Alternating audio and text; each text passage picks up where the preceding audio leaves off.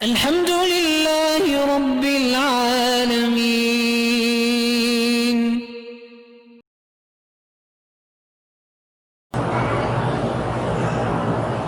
جس گھر میں سورت واقعہ پڑھی، ہاں بالکل حدیث صحیح ہے کہ اگر آدمی سورت الواقعہ پڑھے تو اللہ تعالیٰ اس کو فقر و فاقے سے بچا لیتے ہیں.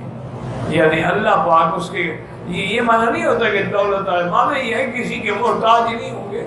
جیسے حضرت عبداللہ ابن مسعود رضی اللہ تعالیٰ عنہ جب بیمار ہوئے تو سیدنا امیر المؤمنین سیدنا عثمان بن عفان ذی النورین صاحب حیات داماد نبی مصطفیٰ صلی اللہ علیہ وسلم تشریف لائے ان کی عیادت کے لیے، اور پوچھا کہ بماذا تشتکی، کیا تکلیف ہے آپ کو؟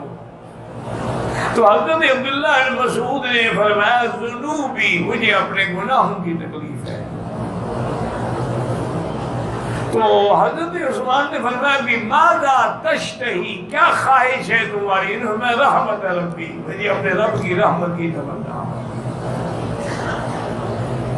تو حضرت عثمان نے فرمایا هل نرسل الیک طبیبا، میں تمہارے لیے مدینے سے طبیب بھیجوں جو آ کر آپ کو دیکھے اور علاج کرے؟ فرمایا ان الطبیب رآنی، طبیب نے دیکھا. تو حضرت عثمان نے فرمایا کہ پھر طبیب نے کیا کہا ہے؟ انہوں نے کہا طبیب نے کہا ہے فعال لما یرید، جو میری مرضی آئے گی میں کروں گا.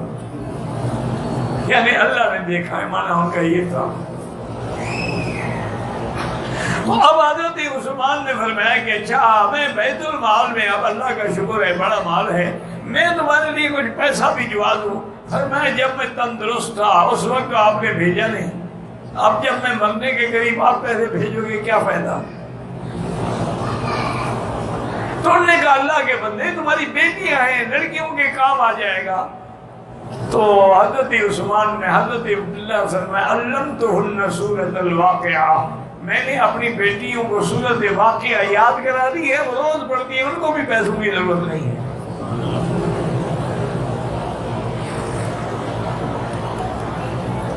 یقین بھی تو ہو نا، تم تو قرآن پڑھو اسی لیے کہ پیسے ملیں گے، پھر نہیں ملتے ہیں، یہ یاد رکھو.